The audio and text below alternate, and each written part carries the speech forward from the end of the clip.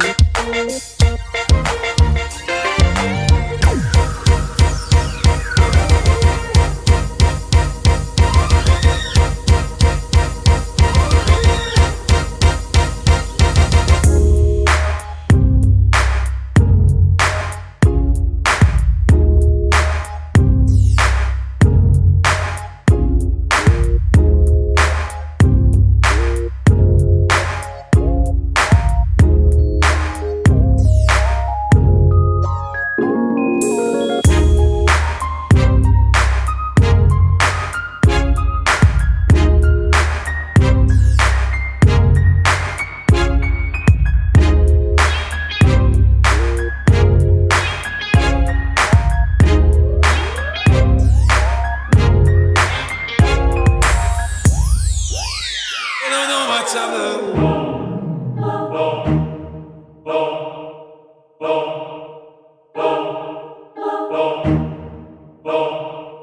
You don't know my time.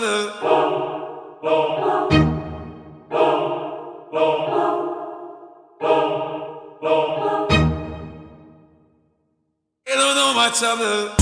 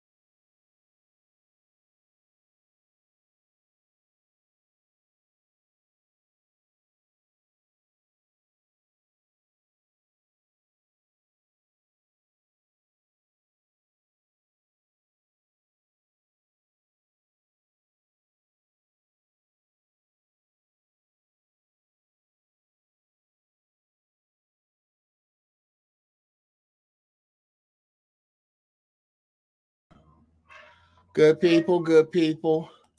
My apologies. As you can hear, oh wow.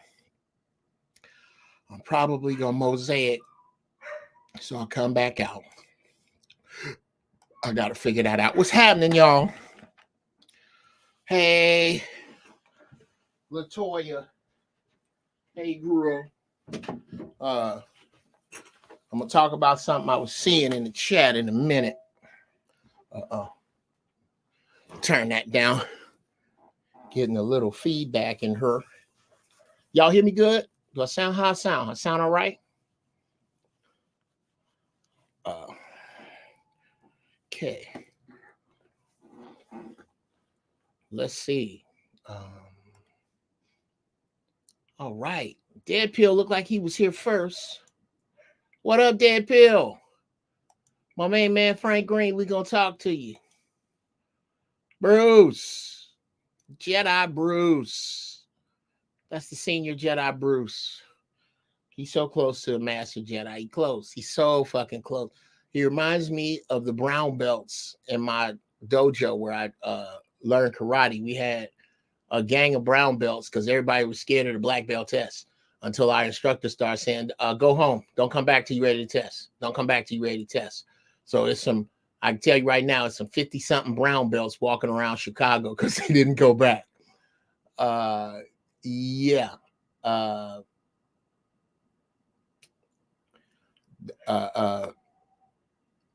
Senior Jedi Bruce in the house. People, I feel like warmed over shit, but I'm finna do this. Yes, I have a bug. I have a mild fever, and I feel a little like shit, but I'm getting better already. I can feel myself. Frank Green says, I feel like hammered shit. My wife left, and I'm thinking about all the money I'm about to save. That's funny. Bruce, we gotta, nigga, you ain't saying shit, Bruce House. I would love that, sir. I would absolutely, are you fucking kidding me? Absolutely. B Magic, what's happening? Frank, if you feel like it, bro, we can definitely talk on that, on the whole thing going down with your family situation. I want to hear your take on the Andre 3000 album. Haven't heard it yet, man. I haven't heard it yet. Oh, shit. What up, Jedi? Here we go. Here's another Jedi that I had the fortune of meeting on actually Fight Club of all places.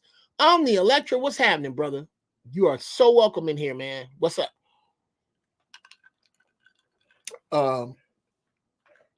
Ooh-wee. You might not need it, Frank. Sometimes God do the heavy lifting for you. All right. Yeah, we're gonna talk about that, man. We can get into that. Let's see who else. Cortez up in here. Tony Mac. We're gonna have to put our Tony Macs on in this place. You know that. You gotta put your Tony Macs on. Let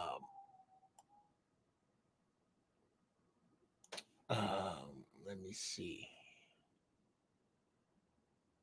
What a pleasant surprise to see you on Wednesday, Jeff. Good to see you today. I'll be trying, girl. I'm trying to do 2 shows a week, but it kicks my ass because you wind up with an army of shit to edit. What up, Zero? What's going on, man? Boil garlic and onion and drink it? Yes, ma'am. Yes, ma'am. I'm all over that. I'm all over that. Damn, Unc, you need a hot toddy. Yeah, I'm gonna be good, y'all.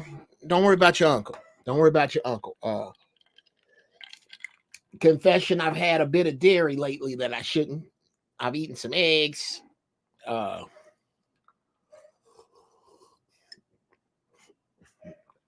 Shouldn't have done that. Shout out to my brother Zoe.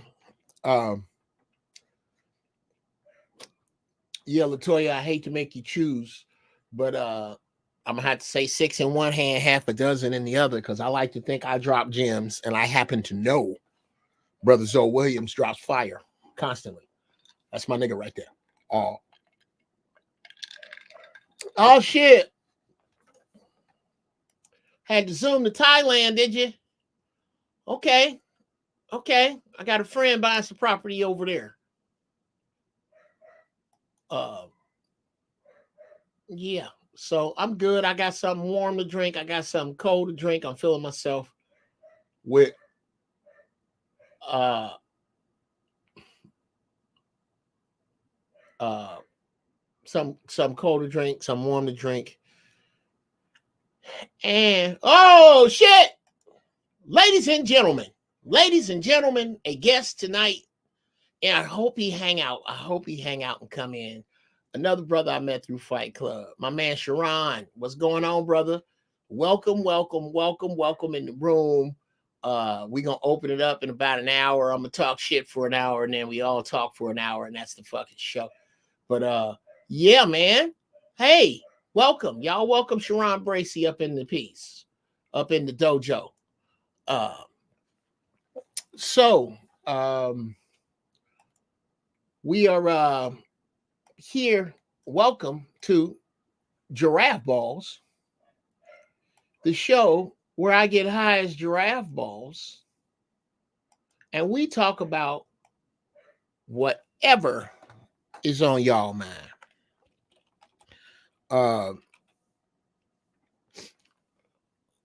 Tonight we starting in a certain place, but just like everything, all my shit is you know, I welcome deep conversation. I welcome deep conversation on a tangent as long as that tangent isn't being used to deflect. If that tangent is being used to shed light on my topic or even another topic, depending upon the dopeness of the topic, I'm with changing topics. I don't have a problem at all with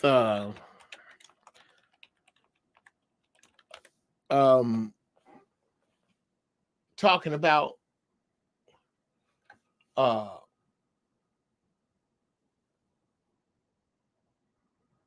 what the real shit is, bro. Y'all know that. Y'all know your man don't give a damn. We can get at it. Doesn't matter the topic. But we gonna be really digging in to tomorrow's festivities tonight. Now, before we do, y'all know today's train is White Widow. The very hard to find, very popular, very mellow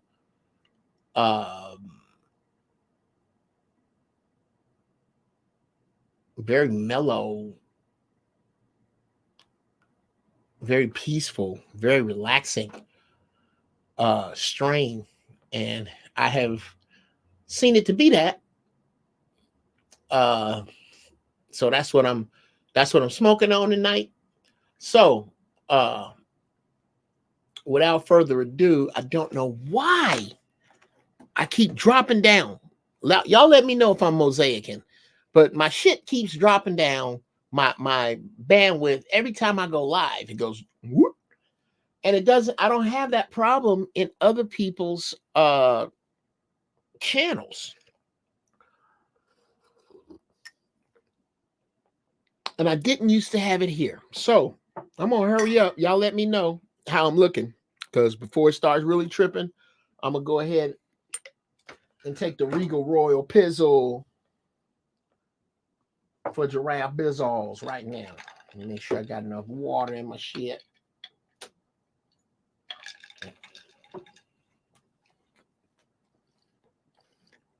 Yeah, got a little percolator in there. It's time for the percolator. If you're from Chicago, you know what up. Okay, here we go. Smoke them if you got them.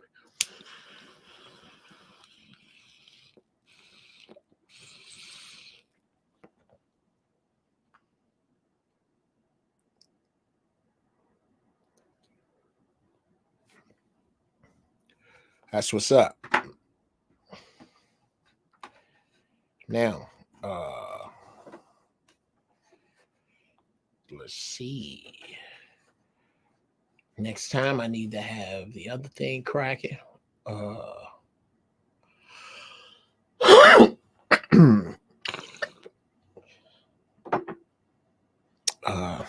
Throw me some mullein in there. Oh, there is some mullein in there, but I'm gonna have to repack that bowl with some mullein on the break. Okay, now let's get into we fucking with today's strain. How about we get into today's get down? Until we can ignore the third Thursday. I'll let you deal with that for a second. Until I'm gonna open my door, we can ignore the third Thursday. It's a little hot in this piece. Mr. Man was kicking up a little fuss. Shout out to Maceo, my 5-month-old am staff, who is a fucking handful. There's a reason they call it a boy and his dog and not a man and his dog. Son of a bitch. Anyway.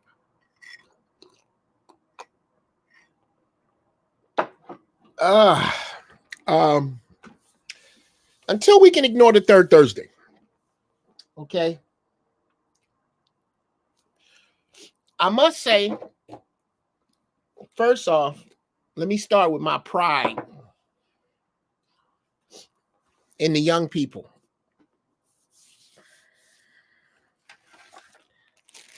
Now, I'm not talking about these fucking savages out here. Okay? These savages are, for those of you who get down with Conan the Barbarian,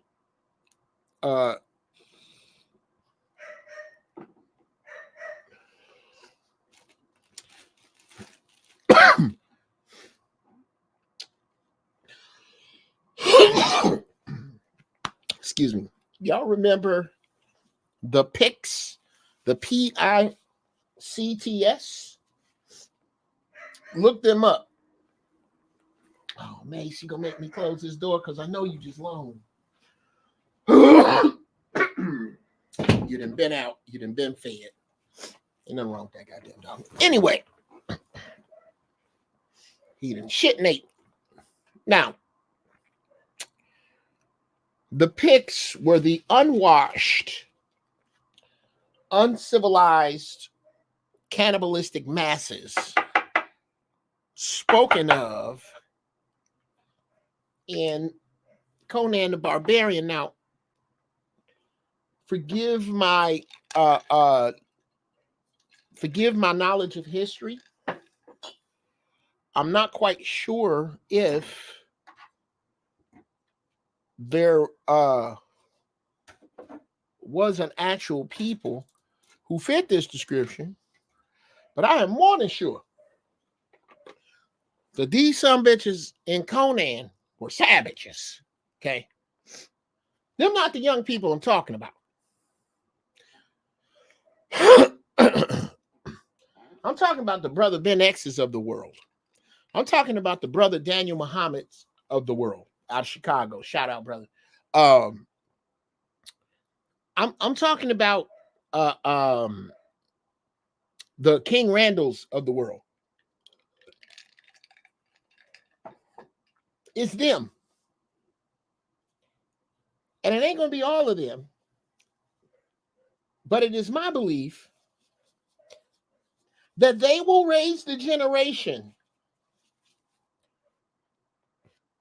that can ignore the third Thursday and the Friday that follows. It ain't going to be you. It ain't going to be me. Nigga, I'm holding a turkey in my refrigerator for somebody else right now. Because they asked me. Because I'm sick. That's the only reason I'm not going to have no macaroni and cheese tomorrow. I usually cheat because shout out to my mother-in-law. Hey, Nani. My mother-in-law make macaroni and cheese, nigga. All that you don't finish, you want to roll around naked in. It's ridiculous. It's fucking ridiculous. Shout out to my wife and my sister-in-law. Hey, sister-in-law and Iris. All y'all. These broads burn. They get it done. Youch. Not to mention yours truly is cooking the greens. And I don't know. I might do them some black-eyed peas. I don't know. But my meatless greens and black-eyed peas are requested because they so fucking good. Yes. I challenge you to make your greens taste as good as mine with no meat. My greens is the shit. I'm on green duty every third Thursday. So it ain't gonna be me. That part of the spell is still on me to the point that I can't say to my whole family, nah, we ain't supposed to be doing this. And stand on it. Because that's a lot of women to disappoint. And that's the God's honest truth. I don't want to disappoint them women. The women I just rattled off of this list. Shout out to my nieces, Erin and Kathleen. I think Erin's in town. Let me add Erin to that. I love these ladies. I would bury another body for any of these ladies.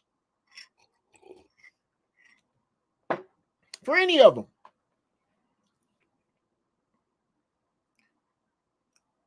So I don't want to break their hearts. So I participate. Guess what?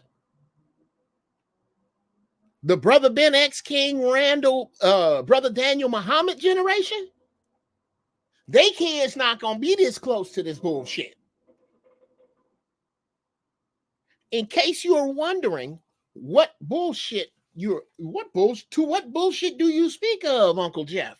Well, let's not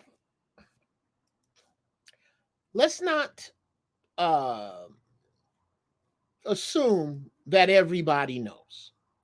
Okay, I'm gonna read comments as soon as I get through with this. Let's not assume that everybody knows the get down with Thanksgiving. I'm not gonna say you all know. So I'm going to share with you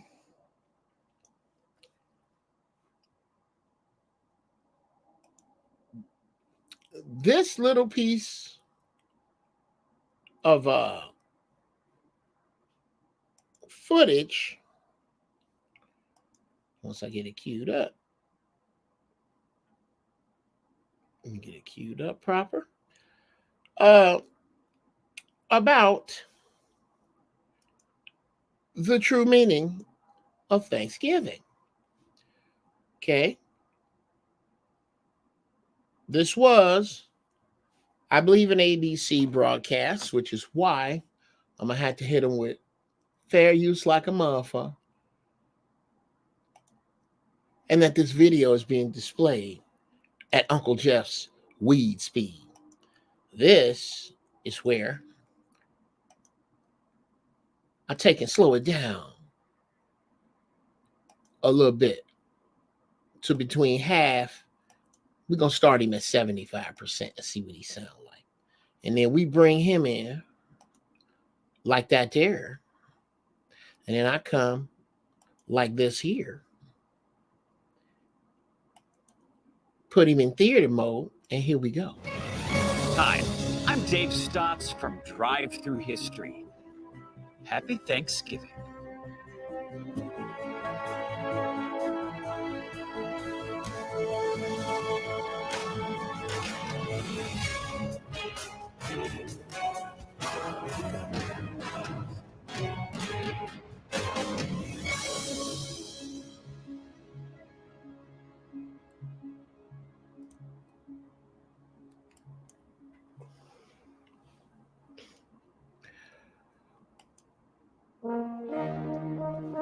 In most American households, the fourth Thursday in November is all about sharing a big meal. For many, it's also the start of the Christmas season, the 4-day weekend for family, friends, food, and football. The national Thanksgiving holiday goes back to Abraham Lincoln in 1863. Now, prior to that, there were other Thanksgiving declarations on a periodic basis, going back to George Washington's first proclamation in 1789. But to truly appreciate the early tradition of Thanksgiving Day in America, we need to go back to the start of it all. Plymouth, Massachusetts. All right, let me stop you there. This was not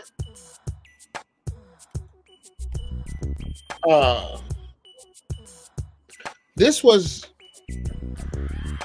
turning out to be as bogus as the title of this show, because it's actually Until We Can Ignore the Fourth Thursday, and I'll change that later. I done fucked it up, but I'm gonna leave it there anyway.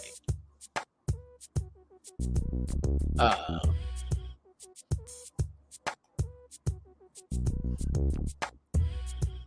don't think anybody is confused as to what the true shit about Thanksgiving is.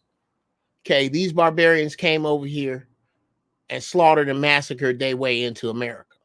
And that's what this is. Filthy, nasty murder of the people who we were here 10,000 years before. And I got some Cherokee, Blackfoot, and something else on my mama's side. On my father's side. I have Indian on both sides. And my great grandfather, I'm gonna have to call my father and ask, was an Irish man.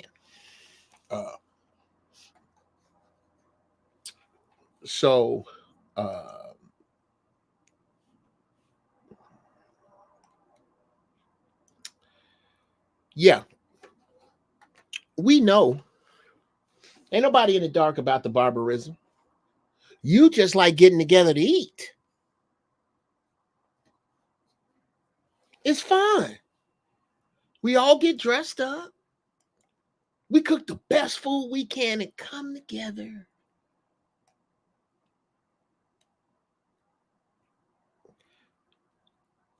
And discuss and talk about family and how it's such a good time to be thankful for whatever you're thankful for. Motherfucker, you should be thankful for all that same shit the whole fucking year, by the way. But you see, every time that you point out the fourth Thursday with your financial, physical, spiritual, and metaphysical energy and focus it on the fourth Thursday, regardless to what you tell yourself, you are connecting yourself to the shit these white folks did to the Indians. There's no way around that. Let me say it again. When you pull your metaphysical, physical, spiritual, oral, vocal, harmonic, positive powerful, wonderful energy toward the fourth Thursday.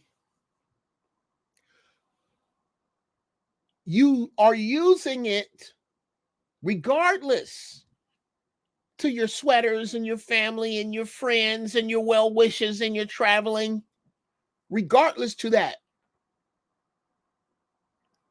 You are metaphysically charging a day of barbarism. That day on Indian reservations somewhere is, as it should be, looked upon with utter pain. What would America look like? Nope, wrong word. What would this continent look like if we could have showed up with a crystal ball and showed them Indians, went around and showed every Indian that wouldn't kill us the future? This is the future. This is what they're going to do. They're going to take all this land from you. Nigga, I bet you every Indian that could shoot a bow and arrow would have been in New York. They'd have been all along the eastern seaboard fucking these people up if they could have seen in the future. You think I'm the first one to think about that? You could have gave the Indians a crystal ball. You know what Christopher Columbus would have said? Oh, damn, this different. That's exactly what he'd have said. That's what he would have said. If you could have showed Indians a crystal ball and told them that not only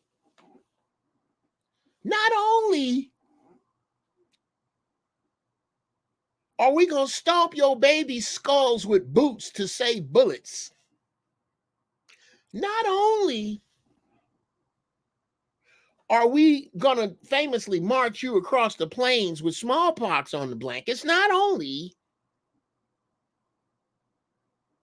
are we going to relegate you proud people to reservations after we steal your land, run, rob, cheat, rape, kill, pillage, and burn you off it.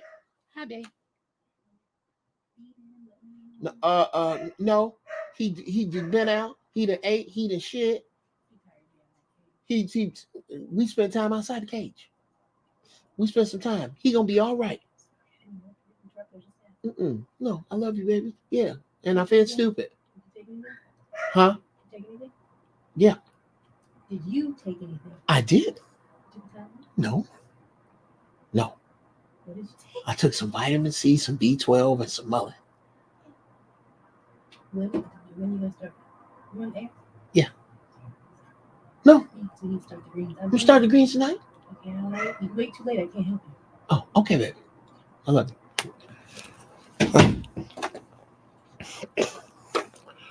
All right. Where was it? Yeah, niggas. Now, as I was saying, it's always the fourth Thursday. Be magic. Let me see who y'all got up in here. Tell Mrs. Brown, y'all so cute to me. Tell Mrs. Brown. Okay. Hi, Miss. Hi. She says hi, everybody. Okay. She's dealing with my black ass, which is not easy. It's not easy. I know you people think I'm perfect. A lot of people think I am. I mean, because I'm so close. I can see how you can see I was perfect because I think I was perfect because I'm so fucking close.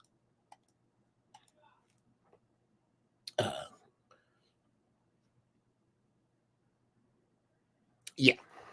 So we know not only did they take your warriors and turn them into mascots. The Chiefs, the Braves, the Indians. They turn you see this subconscious bullshit? They turn your heroes into mascots. What the fuck? What a mind fuck. Not only did they do that,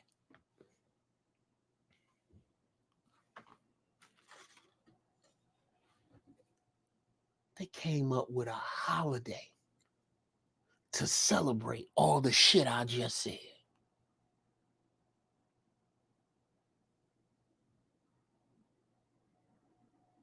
To celebrate all the shit I just said.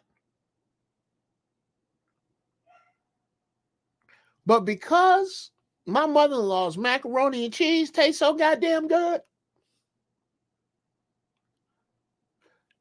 because my sister-in-law's kitchen sorcery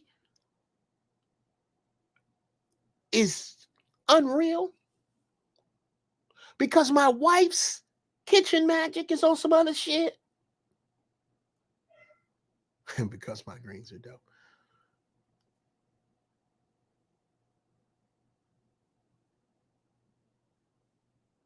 Because my cousin cooks, she make oxtails, right? I don't eat the oxtails. I eat the veggies out. And oh my God, with some of that great, a shout out to Iris. Oh God, that shit is so good. Because all that shit is good. And because all these people I love are going to be there, this system is allowed to use my money, my time, my energy, my positive flow, my love, all focused on this day.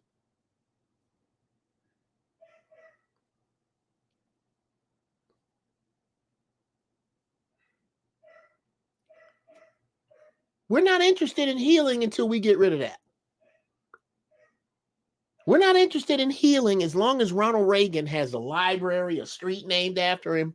God damn it, there's a show called Snowfall that outlines what the fuck he did to my people, and he has a library.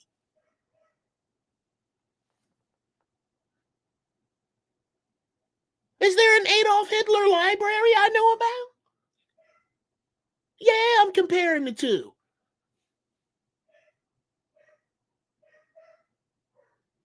Is there?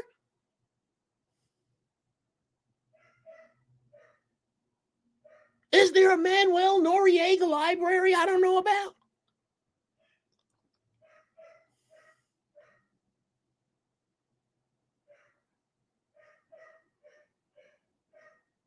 There isn't. All right, I'm gonna have my wife let him out because he's driving her crazy.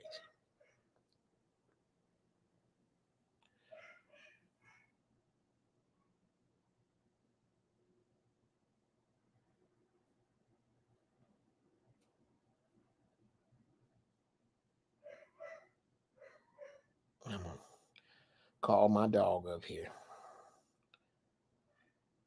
And it's gonna be a different show.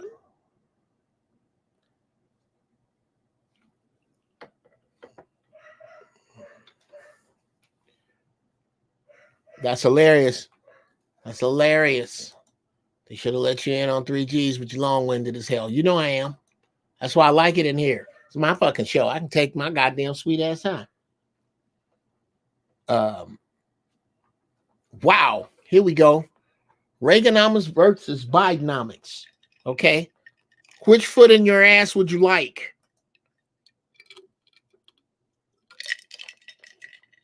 So yeah. Until we can ignore this shit, until we get enough people who are adults, who have seen no part of this twisted American dream that is dying right now. Well, come on now. You playing. Okay, you can play around if you want to. I know I'm long-winded. Fuck it. You ain't hurt my feelings, nigga. Okay, you can't hurt my feelings with the truth. Now, that's Mullen. It's a lung healer. Keep your lungs healthy. Hold on. Oh, he's chilling. If he chill, then I ain't gonna have his ass up here. But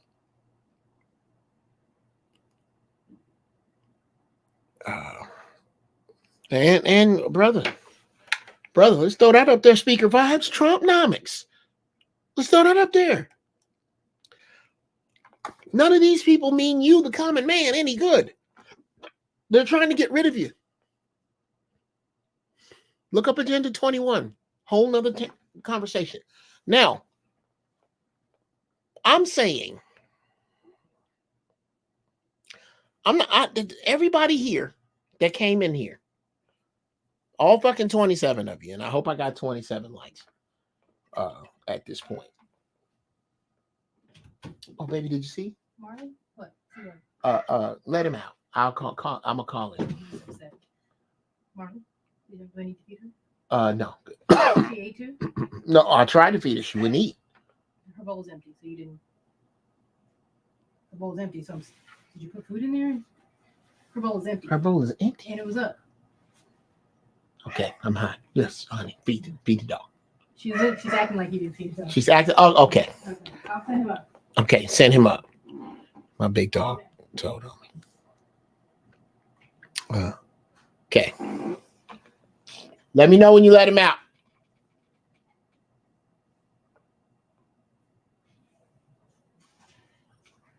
Maceo!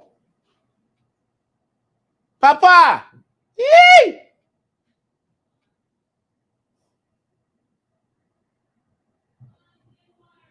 Okay. He thirsty, drinking. These dogs trying to act like I don't take care of them. These dogs ain't shit. Their mama get back. Oh, God. Oh, he's done it so wrong. Water. Madam, I require water. Fuck out of here. Anyway. Yeah. Where was I? There's a group of people that don't give a fuck about none of this. Those the people gonna make the real difference. Not gonna be me and my old ass. Here we go. Hey, Papa. Hey, Maceo. Hey, Daddy. Hey, man. Hi, baby. Hi, baby. I know. You're happy to see Daddy. All right. Come on. Hey, come back here. Come back your ass in here. Here. Okay, hold on a second. Get it. Get it. Go get it. You don't be too fucking smart. Come here. Oh. I got you. Corral. No, I don't.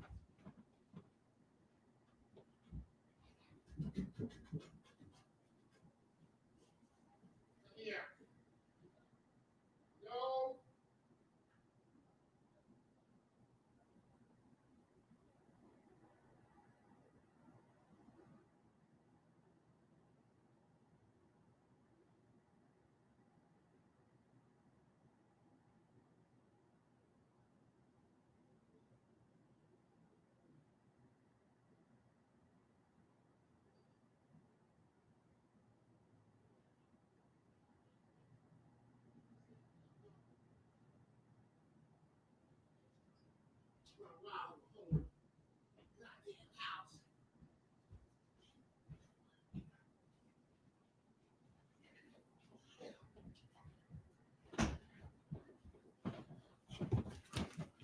Forgive me, people.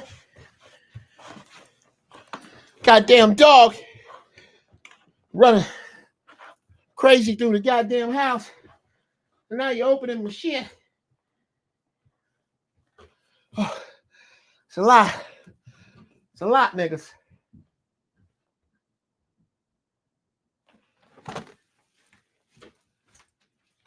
Yeah. How about that? How smart it is. There. All right. Little bastard. All right. Now, you're going to see one of my arms being snatched around by a 5-month-old American Staffordshire Bull Terrier puppy. Get it. Now, Well, thank you. He is very cute. I can't take him nowhere. Want to take him in public? I can't go running with him because everybody wants to talk to Maceo, and Maceo wants to talk to every fucking body. Oh my God. Okay. Now,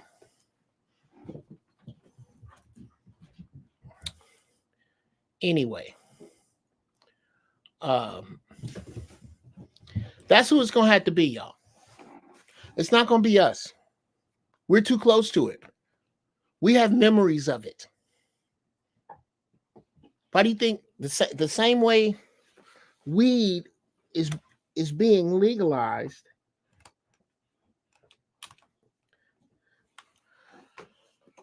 It's because more of the old people who believe that bullshit about it being propaganda is dying.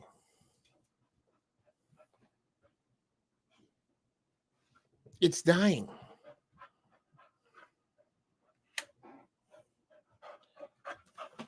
It's dying. No, you can't have any of this shit up here. No, you can't. Knock it off. Knock it off.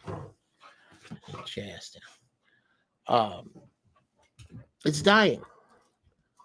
These people have to die, and those ideas die with it. And what's going to happen is you're going to get, boy, if you shit in here, Maceo, don't you shit in here. Don't you take a steamer in here. No steamer. Steamer's outside. Okay? Yeah. Anyway, now, my co-host is not cuddly. My co-host is a fucking criminal. Okay, that's why I had to run out of the show, because I have a bigger dog, an American bulldog, who he too quiet, who knows. What are you doing? What are you doing? Where are you?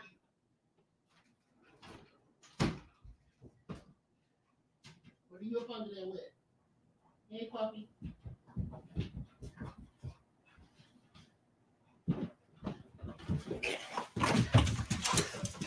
It's just full of energy. See? You're knocking shit over. Maceo, knock it off. No. Don't do that. We don't do that.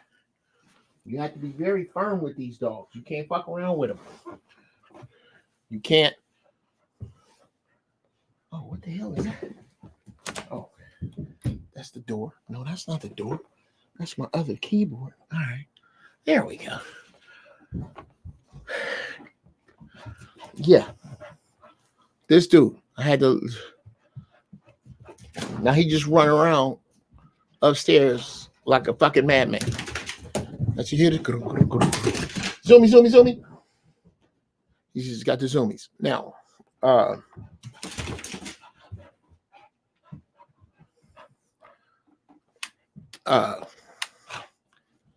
okay.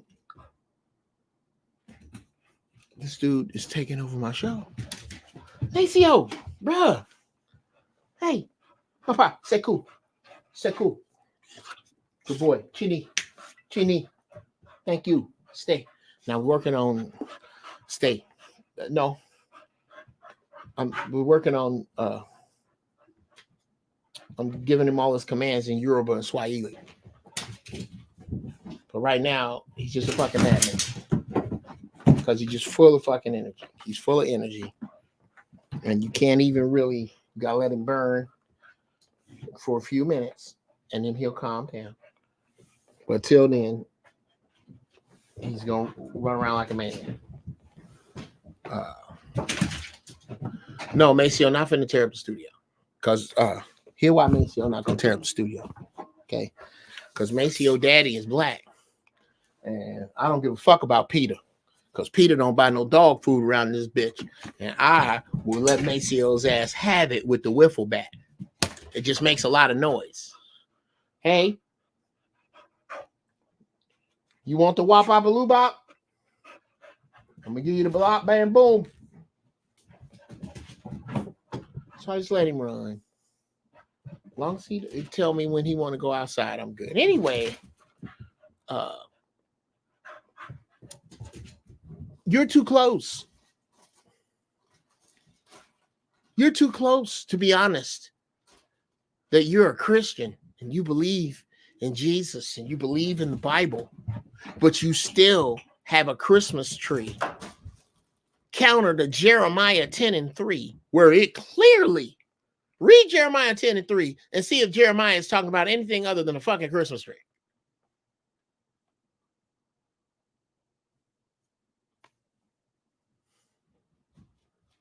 What's going to happen is we're going to move away from that.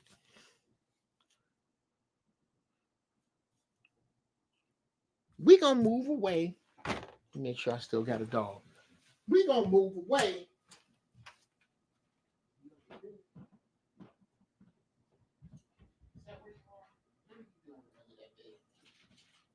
I got to figure out what you're doing under the bed. I can't wait till you don't fit. You got about a month and you ain't going to fit under the bed no more. I'm not going to have to worry about that shit. This dog goes under the bed in the other room, and I don't know what he's doing. I'm scared to look in there. Yeah.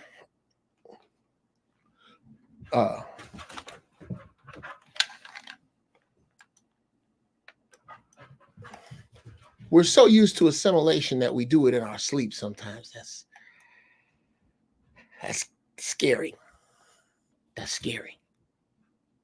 But it is true. It is true. And a great many of us sleepwalk and do it.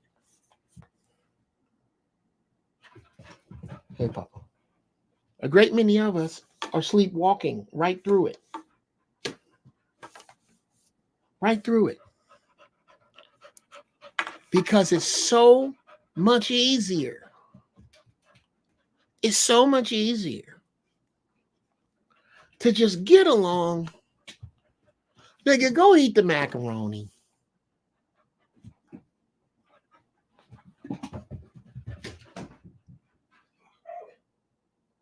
Go eat the macaroni. Go have some peach cobbler. What? What? What?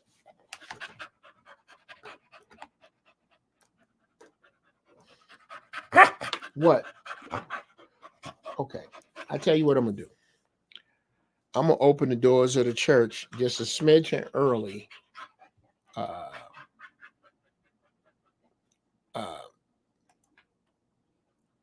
Thank you, Bob. I was in New York and saw this in the store, and I should have brought 5. I should have bought 5 because it's getting old.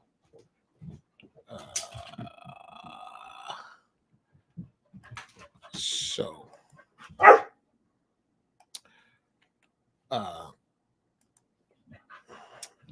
going to go ahead and put this in the chat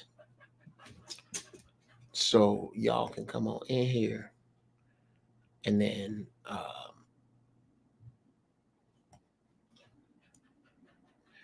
get your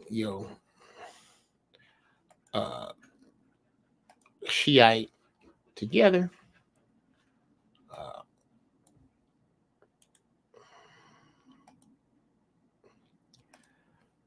That is the StreamYard. Okay. And I am opening that up for y'all to come in. Come on in, do your thing, do your thing. And you trying to tell me you gotta go outside?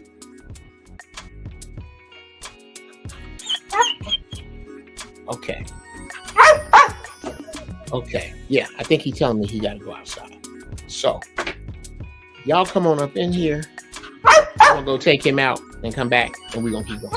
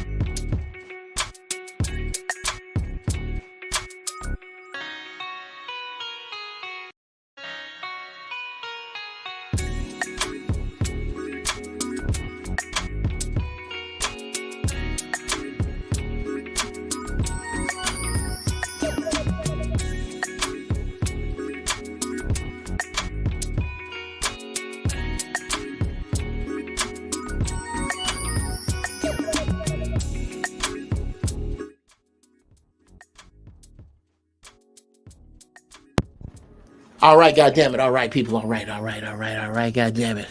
I'm back. Let me bring the. Oh shit, ladies and gentlemen, bringing into the room, Antoya, but Most Def. Welcome, brother B Magic. Welcome. It's a young cat. No, brother. I ran across in I believe it was Ham's room. No, is. In Iz's room. Yeah. Shout out to Iz as well. Young man, what's happening? This young dude here who set him up. He's coming in here with his Jedi badge. He ain't even a junior Jedi. He's Jedi. He's in here. I wish Bruce was around. Bruce is my star pupil. It's something wrong with him because he has some violence issues, but he's a deep dude. And good. Hey girl, what's up? God, your skin's so pretty. I love dark skin, so I swear to God. Anyway, yeah, man. What's your thoughts on my inappropriately named show? He's an inappropriate. See, bro, it ain't the third. He was just off by one. Yeah, right. Yeah. Off by a week. It correlates to a lot of things that are within history that not just our society, but a lot of other societies tend to celebrate misfortunes or bad outcomes within the human race. I tend to tell people humans are humans no matter what part of the planet you're on. So nothing that we're going through that some other civilization hasn't went through. I'm not saying it's exactly the same, but I'm saying that humans are humans. That being said, I don't think there's a culture, ethnicity, or race, if you was to say, that isn't guiltless in some form of wrongdoing in history. Sure. That being said, that doesn't give us an excuse to celebrate wrongdoing. Wow. But we need to understand life is short, and a lot of civilizations that have succeeded left the past in the past. Like you said, we might have a few generations from now that won't celebrate nonsense, but until then, we only can do what we can do. We can't even get them to stop printing money and messing up our inflation here. I don't know how we're going to get them to stop women in the kitchen from making macaroni and cheese on the Thursday. Well, question, sir. Do you have an avatar? Who, me? Yeah. I don't have an avatar, but I got my photo. Oh, shit. There like you go. Yeah. Wait a minute. Is that United States Marine Corps dress blues? No, that's Army, sir. That's Army. That's Army. I didn't mean to disrespect you. Yeah. Disrespect you, but it looked, I'm up, bro. Army. Thank you for your service, yeah. man. Thank you. I'm a Marine. Thank you for your service. Yeah, thank you as well. You know, Thank you for your service. Yeah, man. I say Yeah. this often. For sure. I'll get back on the topic. I say this often. There is no one more patriotic than Black American veterans because we fight for a country that has yet to say that there are laws that a white man has to respect with regard to our skin color. So, yeah, shout out to you, bro. Heavily decorated. Oh yeah, he did some shit. Well, you know what though? Okay, now I retired, so okay, yeah. Oh, I did okay. You got what were you 20? I did 18. 18? Okay. I did 18 and got up out of it. I did With a gang of terminal? You say what?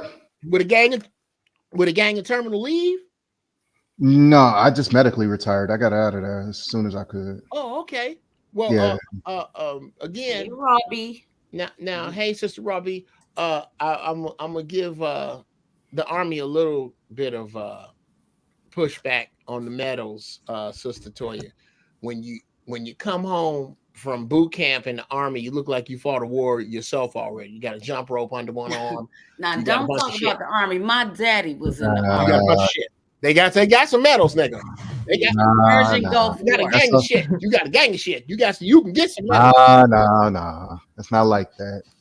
No, Only people coming from basic training with a rope under their arm is the infantry soldiers. Okay. Well, let me say this. God bless the United States military because I can tell you this without even knowing it. If me and B Magic was in the same place at the same time and any shit hit the fan of any type, we fucking ready. Oh yeah. He got out later than me. So guess what? I'm gonna listen to what he got to say. What should we do? We're not gonna be, but I tell you what, and I hate to turn it around to that, but I guarantee you there were no or I didn't hear about any Army or Marines on any of the planes of 9/11. No. Because you're not finna take over a plane with two Army personnel and you got a box cutter, nigga? No, okay. Yeah. A box cutter. A box cutter? Okay. I'm gonna take these stitches to kill you. That's my plan. Oh yeah, facts. Okay. I'm gonna guard my throat. I'm gonna guard my the inside of my thighs and my wrists so you can't bleed me out. I'm gonna take that first one and I'm gonna break your fucking neck. That's my plan. I don't know how it's gonna go, but we ain't gonna dance in this aisle. You're gonna cut me and I'm gonna break your motherfucking neck. That's what we're finna do. That's military thinking. That's military thinking. People, if you know somebody, especially somebody that has had a successful 2-decade career in the United States Armed Forces, I strongly suggest if you ain't around them, you better ask them what to do. Because B Magic ain't gonna be lost. He not. Anyway, yeah. Frank, I see Frank Green in the room. Did I bring him up? No, I did not. No, By the way, Raw B, I don't know where you got the avatar, but it is working for you. Oh, Raw B shit. This is one. Thank you. I make them myself. If you ever You have to make me one. How many you got, Raw B? Because this is a new one. I need to be glowing like a lot. I've been being very. Let me show you my other one. Okay. You know I've been getting already. Look, I'm looking at yours and then I'm looking at mine like I can upgrade some kind of way. Okay. Yes, you can. I got you. Listen, I be doing a lot. I got you covered. Go to okay, back on the road, Negro wenches with the talking. I'm sorry. Oh my goodness. See what I did there with the Negro wenches. Anyway, what are your thoughts on whether we should walk away from where we are with this holiday, how it appeals to or affects Black people? Whatever's on y'all minds, the floor is open to whoever want to talk about it. I'm gonna just say this real quick because I do have to go. I'm cooking right now, honey. Oh shit, what you making? I'm making a pineapple bourbon glaze for the ham, some sweet potatoes. I got my collard greens on. I made the macaroni and cheese already. Got the potato salad going. You know, just busy. Oh shit.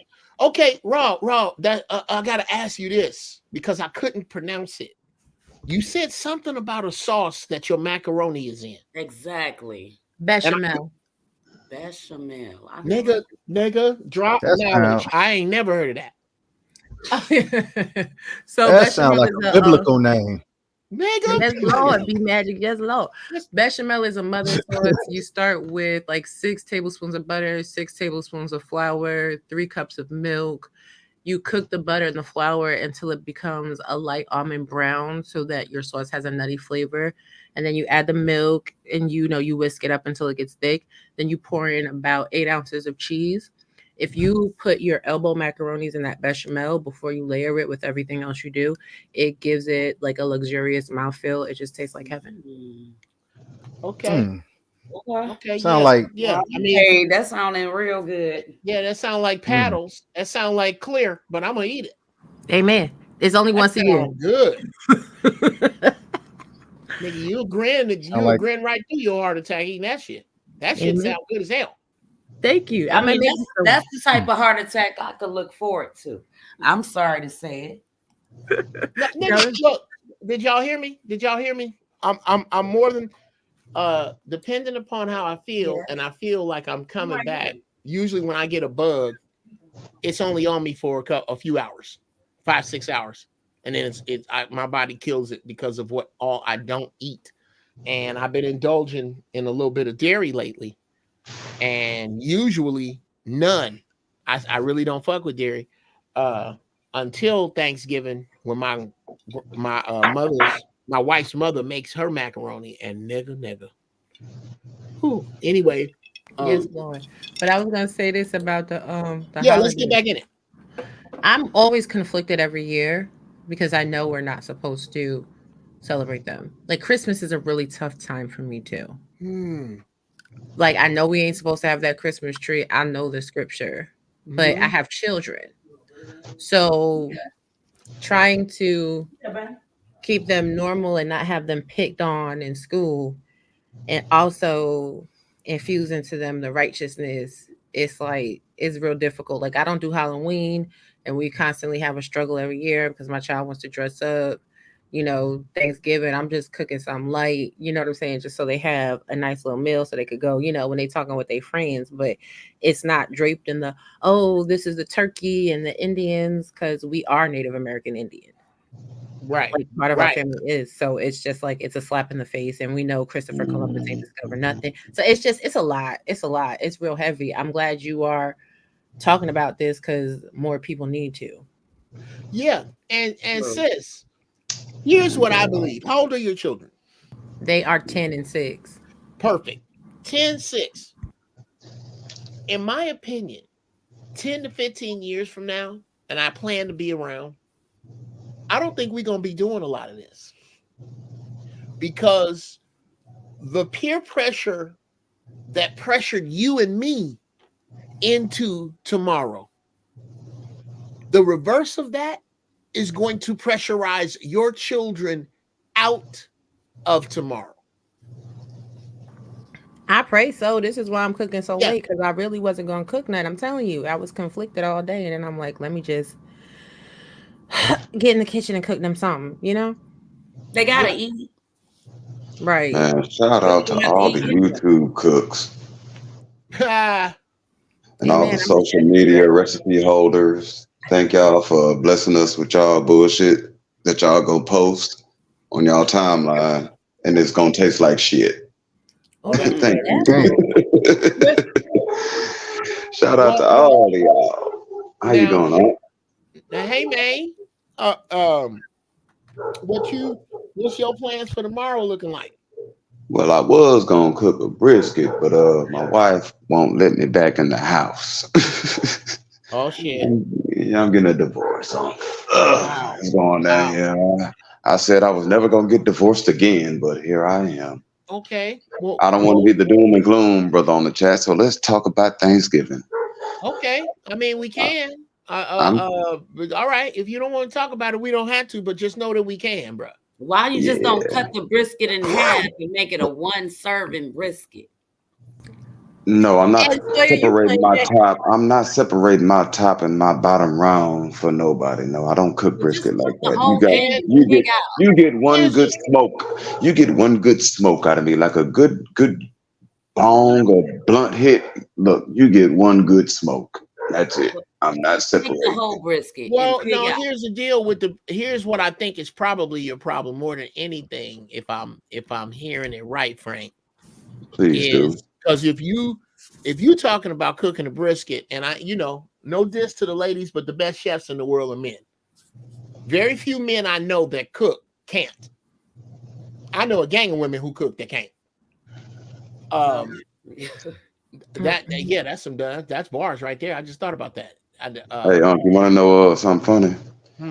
When because actually my mom, my aunt, my uncle, and my other auntie, they went to Georgia to my other auntie house for Thanksgiving. I was supposed to go, but due to certain circumstances, hey, I had to sit down real quick. Right. But all the cooks in my family pretty much just left me. And my mother called me and said, "Baby, I know you're gonna be all right because I taught you well." Now, when my sister sat down with my granny, who's 102 years old, my sister told my granny, "Hey, granny, don't worry about it. I'm gonna make the dirty rice. I'm gonna make this. I'm gonna make." And my granny even said, "Baby, I don't think you know what you're doing." Oh, wow. Now, we got to be honest sometimes. When we grow up in the family, the sisters, the ladies in this generation, a lot of them can't cook for shit. Okay, hold They on. will pull a recipe off of. Hold on. Go ahead, Frank. brother. Go ahead, Aunt. Go Frank, ahead, Aunt. I got you, and I don't disagree. But I need you to put some numbers on the generation. Let's lock that in. I'm a millennial, an older millennial. Right. I'm knocking on 40. Okay. Now, if you go from my age 10 years back, they can't cook. Let me say something about They that. really can't. If you got to look up your recipes and follow a YouTube guide and do this, guess what? You got ran out the kitchen when your granny was cooking. Okay. You got ran out the kitchen when your mama was cooking. Say something You was the one chopping vegetables in the corner. That's what you were doing. Sit tight, Frank. Well, is that you, Raw? No, that's me. I'm Toya? Toya. Yeah, Okay. I was about to speak to that because this generation, okay, when I was growing up, anytime my mama went in, I don't care what she was about to make. My daddy said, "Go in the kitchen." It's me and my brother sitting there. He said, "Go in the kitchen, Toy. You gotta soak up all this information." I don't know that they're doing that anymore. They ain't no man telling nobody. He ain't even there most of the time. So I really don't think. No, baby. No, wait a minute. I gotta hear. Hold on, Frank. Hold on. This is my experience. I ain't speaking to nobody else's experience. I'm talking about my own. I understand that. But here's the issue with your anecdotal experience. Is that something flies in the face of that. Everybody can agree we need Big Mama, but don't nobody want her job. You can't find a 50-year-old black woman that is honored by being called Big Mama. You can't. They don't want that was Big Mama's job. My Big Mama taught me how to cook. My mama didn't. Man, I've never seen a 50-year-old Big Mama. My mama taught me how to cook, and then she forgot everything that she taught me. Oh, that ain't right. No. I done met people with the what's that? I'm kind of discombobulated at the moment. Dementia. Dementia that still know how to cook. No, now, my mother used to work night shift. So when I was coming up, my mom's worked night shift. So she, basically lay out the meal plan before she went to work. Right. And what I did when I came home from school, I already knew, okay, everything's in the refrigerator. I already marinating. All I got to do is chop these vegetables, put some foil over the pan, stick it in the oven, set it at 350 to 375 to maybe 400 if I'm trying to cook it quick, and boil some rice. You know how hard it is to get a young woman to boil rice these days. Wow. I mean, simple, boiling rice. You can't get a young woman to wash her hair once a week. Damn. You can't get a young. Oh Lord, let's go down that road. You want to go down that road? Let's go down that road. Now, like I said, my main job as a young man before I became a teenager was meal prep.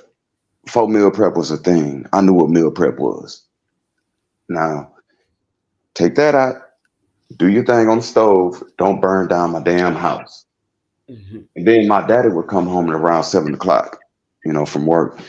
And I had to make sure that the shit was smelling and he had a plate. Ask how many young ladies, young women today go through the same thing. Wow. I mean, I don't know what else? You know what? I think it got something to do with serving as well. If you like, my mom and my father were married up until he passed away. They was married 20-something years.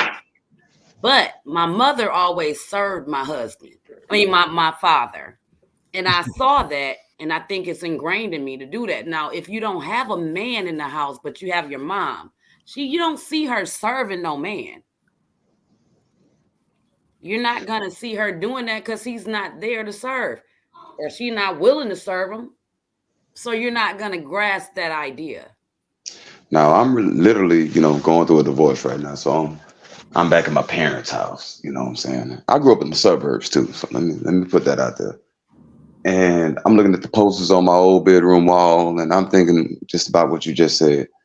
I didn't never think of it as my mother serving my daddy. It was just, passing out the meal. We all eating together. But my mother wasn't there because she worked night shift. I didn't serve my daddy, but I knew how to cook the doggone meal in order to feed everybody. It's like these days you look at marriage and you look at institutions of relationships as a servitude. No, that's not what it is. It's basically, we taking care of each other. We feeding each other. You go out there and you bring home the bacon, like they used to say. You go out there and eat what you kill. You go out there and hunt. You go out there and gather. Well, guess what? At the end of the day, we still need to eat. Somebody needs to be fed. We all need to be fed. So this whole servitude thing, this whole servitude thing is something that's going so left these days. When I ask a woman, I even ask my coworkers, I'll be real with you. I ask my coworkers, do you know what it means to obey your husband? I ain't obeying shit. And I said, you know what? You do know what the biblical term, even the real term is when it comes to obey. It means trust. Do you trust that man? Do you trust that man to provide, protect, and do everything else? I mean, in your life, to make your life a little bit easier for the family. That's what it means. It don't mean, oh, you better do what the fuck I tell you to do. Excuse my language. Okay, slow down. It means not trust. Let's stop right there. Let's stop right there for a second, because I think you brought up something very valid with regard to obey, meaning trust. A lot of black women who ain't obeying shit will most definitely be suffering the fate of Lot's wife, because God is not fucking around anymore. Number two, we were taught that they were disposable, and they were taught that we were untrustworthy. I wasn't taught that. No, brother, hold still. Actually, yes, you were, because it wasn't taught by your family. This is some teaching of modern black society on purpose, brother. On purpose, you were taught that we bred our women. You that nigga if you got a few of them. It's a po pimp with one hoe. all that. We was taught all this about our sisters, and the truth is, so much of our power has, as Black men, has been emasculated from us. It just plain old has. Let's not fuck around with it. It has. It's now, is this to excuse the wishy-washy ass niggas walking around? Hell no, I can't stand them niggas. I swear to God. I cannot stand these horrible, unmotivated motherfuckers going around giving Black men a black eye. I don't like them at all. I can tell you with no hesitation that I ain't with none of that bullshit. I'm really not. So to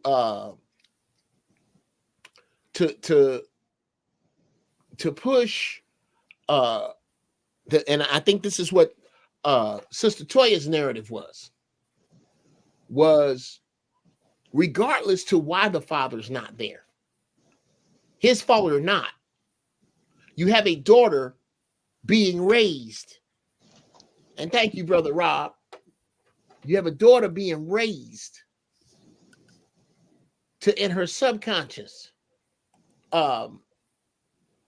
we've talked about this a few months ago. The subconscious metaphysical nuclear power plant in your mind that runs your actions. Hers has none. None. With a man in it. With a woman seeing a man that she can grow trust with. She ain't never seen a situation where a man could be trusted.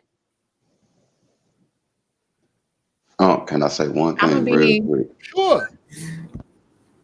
I wasn't taught like that, though. That's what I'm saying. I was raised in a dual parent household. I was raised somewhat kind of privileged if some people want to look on the outside looking in. I mean, hell, I'm back at the house, and my dad's sunroom is literally bigger than some people's apartments. Okay. I understood the foundation of marriage, of being a family, because my parents were married. My grandparents were married. My uncles and aunts, they're all married. I got a side that's yay and bougie. I got a side that's hood too. And, I kind of lived a double life at sometimes. So when, I get into a relationship, or either I view other people's relationships, I can say, oh, you didn't have no daddy. I can spot that. Oh, you didn't have, your mama wasn't about shit. I can see that whenever I engage with somebody, whenever I have a, in-depth conversation, because I don't talk to everybody, right? Like that. But when I do, and you get to know somebody, that you've been around, whether it's at work or in school, or, or not those pass-arounds or the people that you see on the internet or on social media, but when you actually interact with people and you get to know them, you can immediately tell, oh, your daddy wasn't there.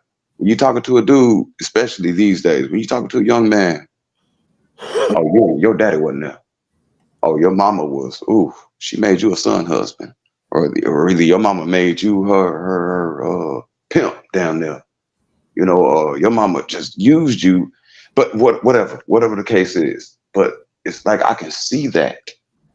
And when and sometimes when I be, especially at the job, because I'm a supervisor at my job, and sometimes, I have to deal with, young guys, that's just coming on, and, we develop a, work friendship relationship, but you can always tell that they don't have any structure. They don't have any, they don't respect authority. They don't even respect life at sometimes. And when you talk to them, it's like they stray into like the hip hop culture, what it is today. I'm not talking about real rap. I mean that real shit that we grew up on. I'm talking about what's going on today, and that's all they know about. When you talk about history, when you talk about politics, when you talk about genuine things that can make a person's life better or make them think, really make a person think, it's like you got to coach them into that conversation. You got to bring them in real slow. Slow down. Slow down.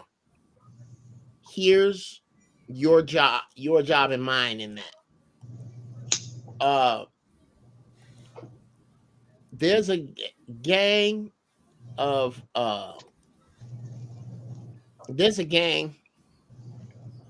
people that just plain old ain't gonna make it. They're not. Whatever the next thing is going to wipe out all but the prepared, the lucky, and the excellent at being savage.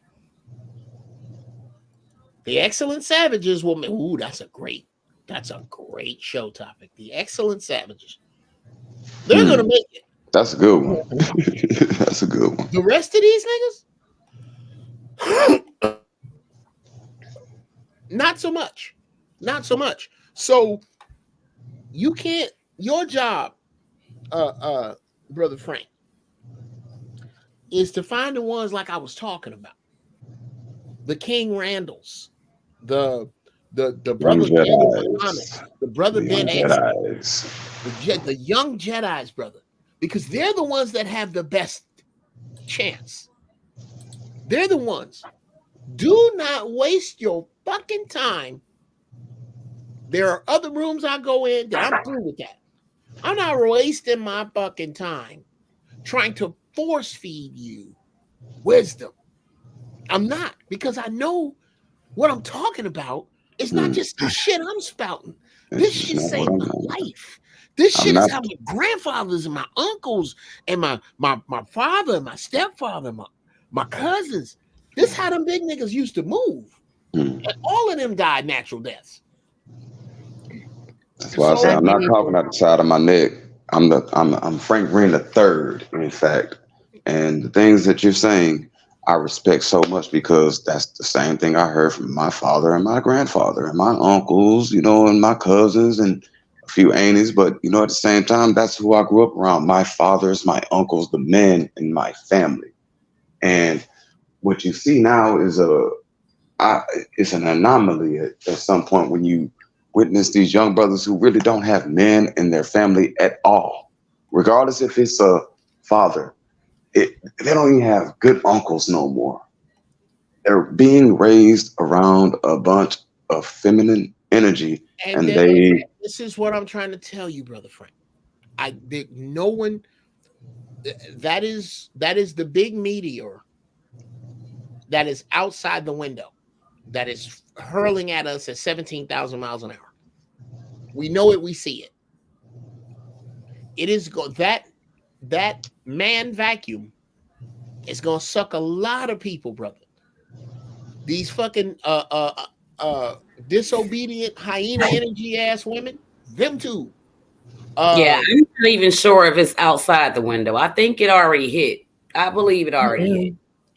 Well, listen, your ladies, stop being disobedient. Find you a good man that you can listen to. Yes. And you know, not having a father is not an excuse.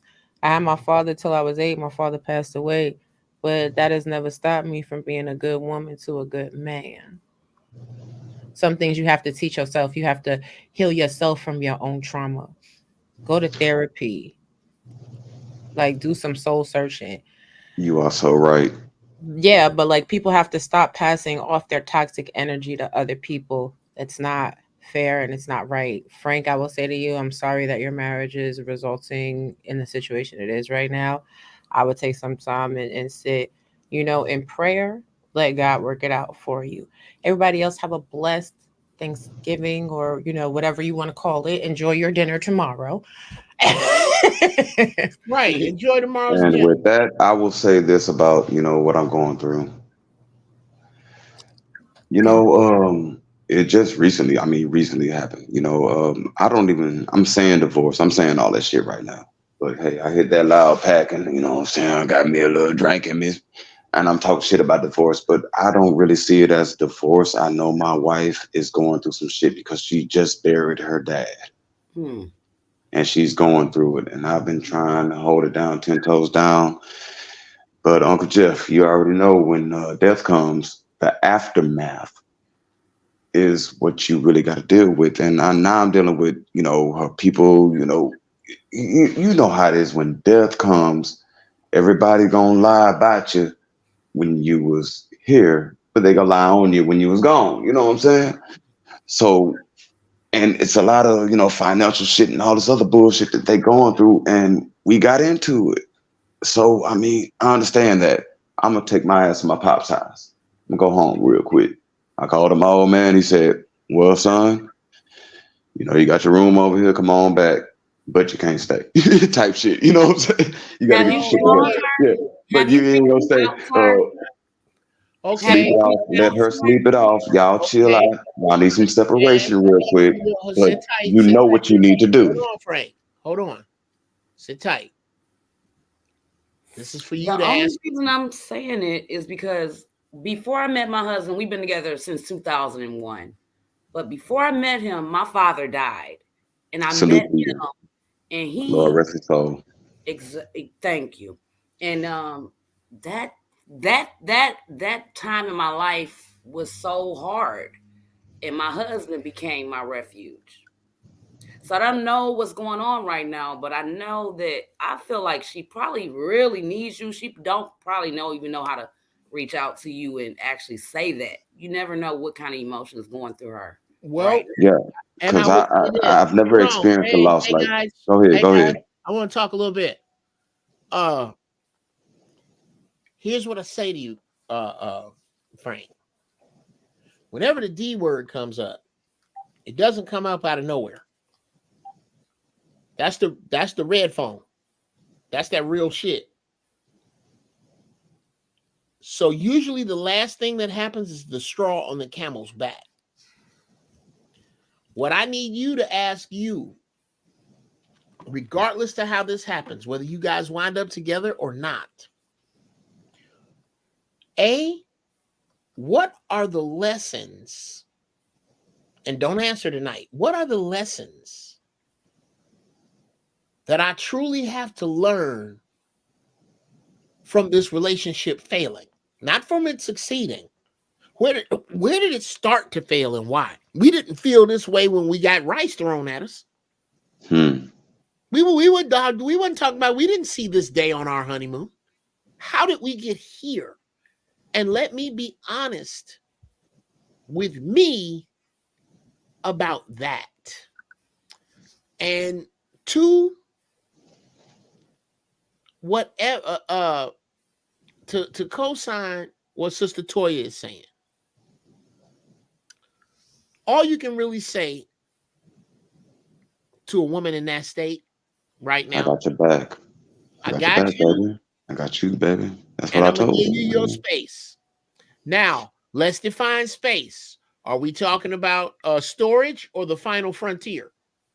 Okay, meaning I don't do storage. Well. Here's what I mean when I say storage.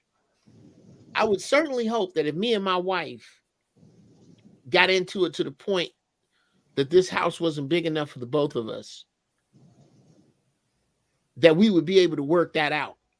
And in that interim, I'm giving you physical space, not metaphysical space, meaning during this space, I'm not fucking nobody. Are you? And let's be real clear about that right here and right now is what I would say to my very wife. I would say that because we need to define space. And I'm going to give it to you. I'm a motherfucker to live with. I ain't the easiest son bitch to live with. You need space. I don't want this. I'm sorry. I'm working on whatever this is. You need to be able to chart my progress in these areas that you have concern. And I need to be able to chart them with and for you. And you, me. So that we can keep this together. If that's really what we want to do. Now. See, that's wild. Never mind. Hey, let me say this. Oh yeah, we got space. Hold on 1 second. Let me tell one something. Okay, go ahead. Sit tight, Frank. I'm gonna bring my man Bruce up. I'm gonna remember that thing about space you just said. So I'm hold on to that word space. Okay, go ahead. Go ahead, Bruce. It's okay. So you can wake up. I covered this before. Like you waking up and not liking me for whatever reason you got going on, whether I did something or not. That's all right. That can happen, right? But for better or for worse, it's supposed to mean something. And if it don't mean the same to you, like it do to me, I don't understand. I don't understand how you can wake up one day and go, I don't want to do this no more, and then never had that conversation, and then make me be the one to make the conversation happen. Get married.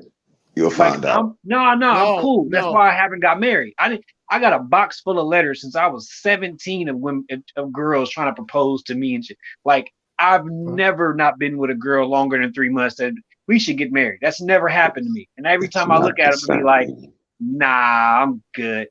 It's not because I don't know, because you don't know what that means. And if I'm not something I wouldn't play with, like my commitment between me and who I pray to is second to none. Right. The second thing that would come under that would be my kids. Under that is my marriage. That's why I don't understand how you like if you deal with somebody, you understand the concept that you're responsible for everything that come out your mouth, as well as the things you decide not to say. You're responsible for those too. So if we are at any given time people that communicate on any given level and the communication breaks down, okay, you get I feel like the Muslims do, you get about 48 to 72 hours before you better say something. And you better say something. You don't want the problem. You better say something. And if I bring it to the table and I say something, it better be addressed in honest and righteous honesty, because it's been lingering and we don't stew. Nothing gets to stew. And you don't stew away from me. Right. That's not part of our agreement. You don't get to stew away, and I don't get to do it away from you either. But I'm just saying, like, whoever it is, you don't get to do that. Because if I have to walk up on you and ask you about because you're gonna find comfort somewhere. And how I'm gonna take it, because you are responsible for everything you're saying and not saying, is you're going to find it, and you're choosing not to find it. And I don't have a conversation. Okay, but I just got one I see what you're saying. I'm sorry. Go ahead. I'm sorry. Go ahead, Mom. I'm sorry. I just got one thing to say, because I can speak on this because I've been through it. So the situation you're going through, okay, your wife is going through a terrible time in her life. She lost her father. And in my situation, and she had to bury him on her birthday. Let me throw that out there. So, okay. And that isn't, you never know how that can affect the psyche of a person in general. But as a husband and wife would go, for me, it was the opposite. I was at home I was 17 when my father died. He was 38 years old. The same one in the army that I was telling you about. Okay, he passed away. It seemed like my entire family turned on him and his descendants. I left the state of Detroit, the state of Michigan, the city of Detroit. I came to Cleveland. I met my new husband, 19 years old. And what I would say is that you never know what somebody is really fit, because some people, everybody is different. Some people, when they in a depressed situation, like if I'm depressed, I am a pipsqueak. You won't hear a word from me. It's not that I don't want to talk about it. I can't express my feelings through words. Yeah, you find other things to, latch yourself onto. So what my husband did to me, and what impressed me about him, is that he was just always there asking me, are you okay? You okay? You need something? You okay? What's going on? How you feeling? Like he knew, like he was like really like tentative. Was that the first husband or the second husband? I only had one husband. I've been married to him since I was 19 years old. Salute. I'm 41. He 44. We were young, but we still were able to work through it. Y'all made this shit work. Yeah. And it's been working beautifully. That's what I'm saying. And then everybody got problems. Everybody got problems. Our marriage is none That's the thing about marriage. It's not something to be like putting up there to say we all perfect. No, we got a problem. We went through our 20s, our teenagers years together. So, but what I'm saying is, on the other side of that, at any moment we could have left each other because we was fighting like cats and dogs. But what I'm saying is, I can never see myself with nobody else. Like, I could never see myself. I'll be a nun. I would be in the nunnery after this if anything happened to my husband. But see, and that's why I tell you, I heard that. Sorry, one second. I heard the same things. This is my second marriage. So when I say, talking about marriage and being together for the long run and all that, I've been down that road before. So when people, come in and say, well, I ain't never getting married, or, you should do this. Look, I've been down that road. I've been divorced. And I told myself I'm never getting divorced again. Now I'm on my second marriage. So I went through that first one, like young, or you can call it young or whatever, doing, that lovebird bullshit. No, I went through that first one and I tried to build. And that was my main focus, build. And it failed. No love lost. We're still cool to this day. It took some time to get cool, but we cool now. I have a beautiful, lovely daughter from that marriage. And I treat her, thank you. But at the same time, now I'm in a new relationship, a new marriage. And I'm trying to do things that didn't kind of vibe back then, but I thought I found, I know I found what I can kind of, cohabitate with and deal with. And we are totally different than. Slow down. Okay. A couple questions. One, how long have you been married? 5 years. Okay. Number two, and I was stopping you there because what you're doing, and I'll let Bruce make his own point, but what it sounds like to me you're doing is fortifying his point, which is that I don't want to be, I understand what you're saying, but I've had the opportunity. I've had the emotion. I've been with the pretty girl. I felt the feelings. We jived. But this shit you going through, Frank, I'm not finna go through that. And I think I found my way into how. And I believe. And I don't blame him. I don't blame him at all. Well, then you can't tell him that he doesn't understand. I'm saying he doesn't understand because he's not gone down that road and actually had to build that. I don't have to. Go ahead. My bad. No, okay, so this is what I was about to say. Go ahead, So this is what I was about to say. I seen somebody explain why they're not friends with any of their exes that they were really with. He goes, I'm not friends with if you were ever important to me, we cannot be friends after we break up. If I did what I was supposed to do, gave you the energy and the time and the thought and the care, if I walked in and if I did that and you rejected me, we not friends. We not cool. I gave you who I am and you said no. And now I'm I'm cool. I'm good. I gave a fuck about you for real. I didn't now if you was somebody I really didn't care about, we just hooked up a couple times, whatever, kicked it a couple times, lost touch. We can be, because there ain't nothing important there. I ain't give you nothing for real. It's fair exchange, no robbery.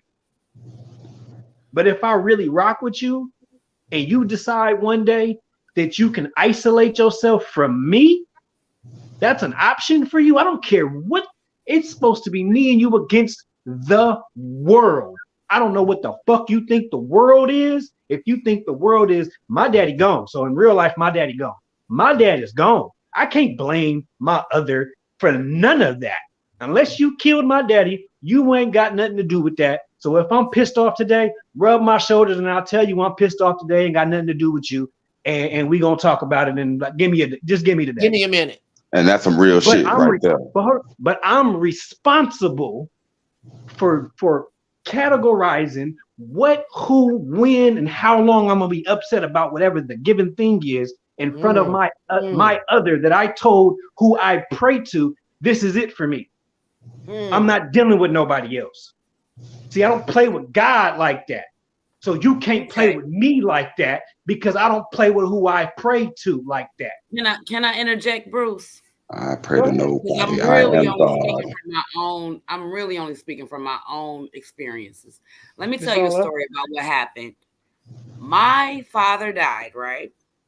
The year before I graduated, the year before I went off to college. He passed away the next year. My mom remarried, right? All this bottled up aggression, pain. It was really just pain. I funneled it straight to him. I said, you was the problem because you just took over my father's role as my father. Who the audacity of you to do this? Now, I'm not seeing into the future that my stepfather was going to be the person that took care of me, was going to take care of me and my husband spiritually in a way. Should that give him the right to say, you know what? You didn't respect me when your father passed, so forget all of this. No, he didn't do that. He still loved me. Hold on, Toya. Couple questions. No, let her finish because she's telling me exactly what I need to know while she's doing. Okay, go ahead. Yeah, let her cook. Let her cook, please.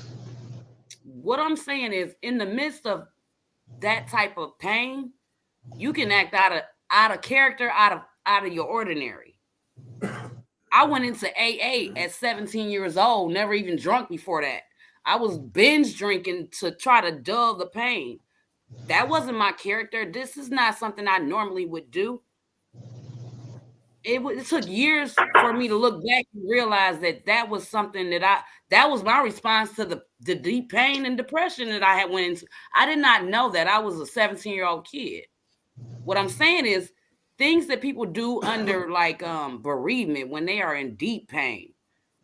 Sometimes there's no explanation for those things. And sometimes they might have to look back at it years later and say, dang, why did I say that? Why was I acting like that? It was the pain.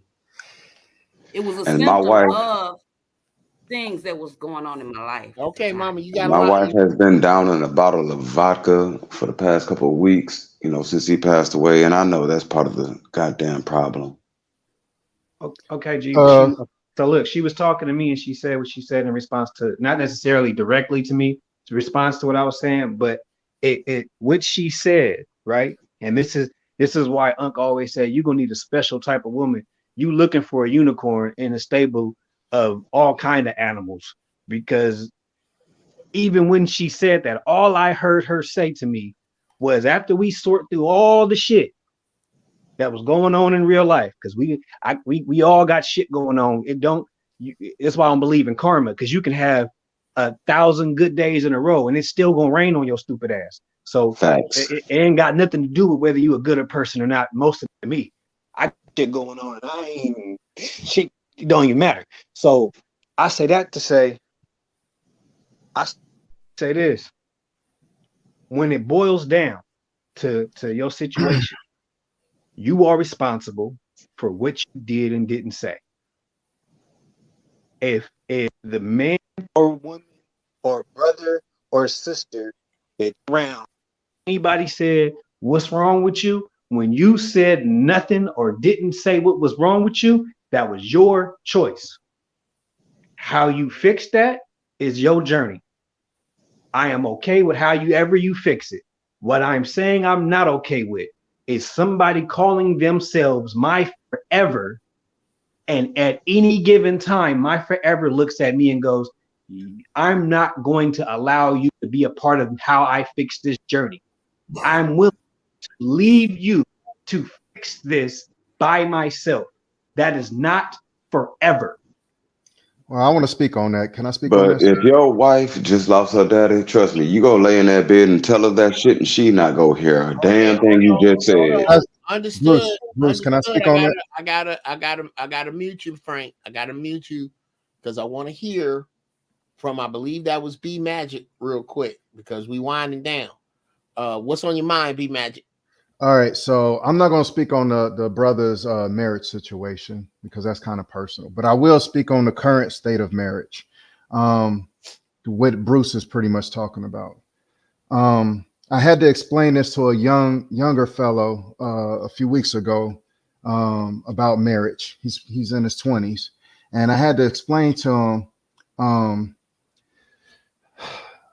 historically, marriage is like a car.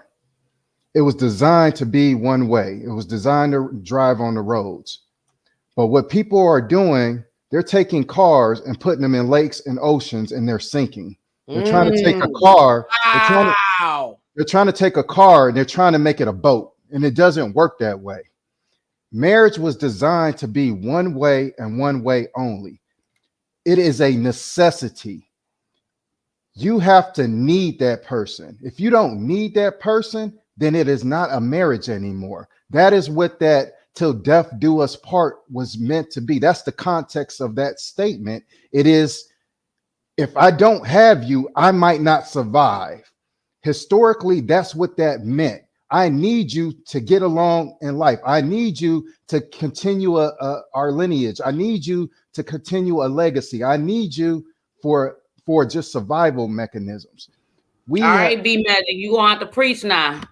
We have gotten to a state of our society where people truly don't need each other. We do need each other, but we can't see it. We get in our own way. And because we get in our own way, life goes by, and next thing you know, you're on your deathbed, or you're old and broken, and nobody is there for you. This is the reason why I understand the Thanksgiving thing is all, what it is historically, but some people, that's the only time they can get their family together, 2 times out the whole goddamn year. So it is what it is. But as far as the marriage thing, a lot of people, they over here buying cars and they going straight to the ocean and going straight to the lake and sinking them because they're not using them for what it is. And the people who are actually rocking out the marriage, they like those Sunday drivers in the classics. They using the car for what it's meant to be used for. They driving around, they enjoying their car. And driving them gingerly. And taking care of them and shining the rims and doing everything else because they understand what it is. It's a car. It's an automobile. It's a piece of art. It's a necessity to go from one place to another place on a road.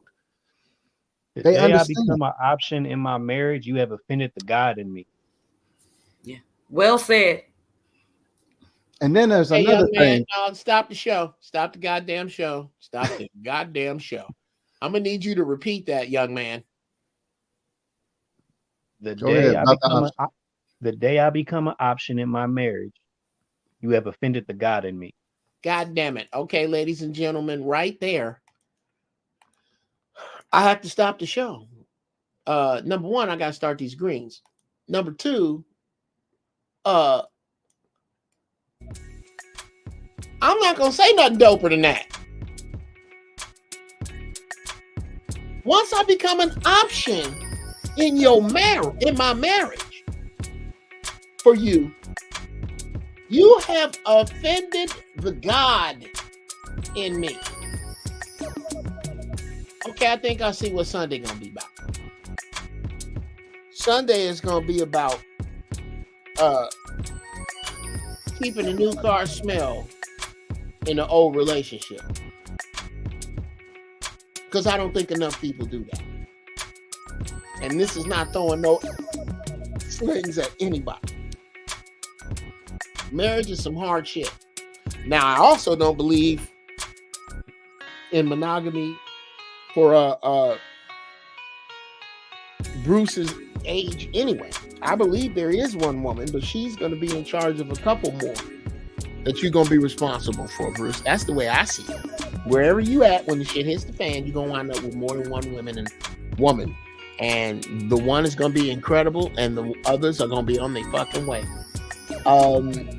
Because you're not going to take anything else, and you don't have to. Wow. What a goddamn show. Excuse me. What a show. Partly because I don't have any lightweights that come through. I want to thank D Magic and Toya and Frank and Bruce. Especially to Frank, Toya, and Bruce. Magic, they regulars. Bruce, one of my star pupils. Toya, I really just keep her around, make sure Will's alive, because that's a whole nother thing. And my man Frank is always there. So I'm glad y'all came and made the show what it is.